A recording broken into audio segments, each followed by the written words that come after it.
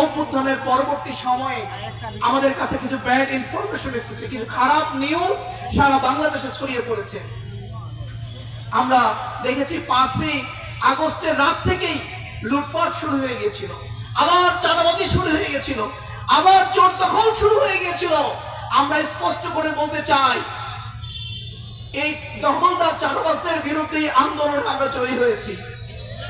আমরা চাঁদাবাজের বিরুদ্ধে আন্দোলনে জয় হয়েছি, শোষণের বিরুদ্ধে জয় হয়েছি, নিপীড়নের বিরুদ্ধে জয় হয়েছি।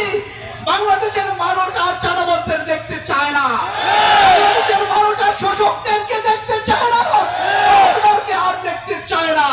সুতরাং যারা চাঁদাবাজি করবে, যারা জোর দখল করবে, আমরা স্পষ্ট করে বলতে চাই, আপনাদের কোনো দলীয় পরিচয় নেই, আপনার কোনো দলের নয়, আপনাদের কোনো রাজনৈতিক আশ্রয় নেই। কাঁধে কাঁধ মিলিয়ে তাদের বিরুদ্ধে দুর্বার করে আন্দোলন করে তুলতে হবে। প্রত্যেকটি পাড়ায় মহল্লায় দুর্গ করে তুলতে হবে অন্যায়ের বিরুদ্ধে, অসত্যের বিরুদ্ধে। সংগ্রামী ভাইরা আমার, আমরা সর্বশেষ বলতে চাই যে সম্মানিত ভাইরা, আজকে তারুণ্যের জয় শুরু হয়েছে, পুরো পৃথিবীব্যাপী তারুণ্যের জয় শুরু হয়েছে। বাংলাদেশেও এই তারুণ্যের জয় আমরা অর্জন করেছি। সুতরাং আগামী দিনে তরুণরাই বাংলাদেশকে শাসন করবে, আগামী দিনে তরুণরাই বাংলাদেশকে পরিচালনা করবে। তরুণদের মাধ্যমে আগামীর বাংলাদেশ হবে সমৃদ্ধ বাংলাদেশ, তরুণদের মাধ্যমে আগামীর বাংলাদেশ হবে শোষণ মুক্ত বাংলাদেশ, ইসলামের বাংলাদেশ, ন্যায়পরায়ণ বাংলাদেশ।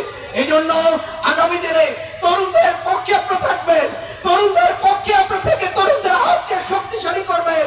তারা যেন সমাজের প্রত্যেকটা সেক্টরে এবং বাংলাদেশকে তারা যেন শাসন করতে পারে, তারা যেন নেতৃত্বের জায়গায় যেতে পারে।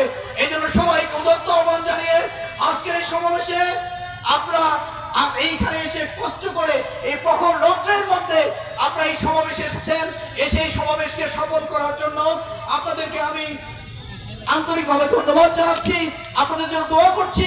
আল্লাহ রাব্বুল আলামিন আপনাদের এই কষ্টগুলো কবুল করে নিন। আবার আপনাদের সাথে দেখা হবে জনগণের রাষ্ট্র প্রতিষ্ঠায়, জনগণের সরকার প্রতিষ্ঠায়।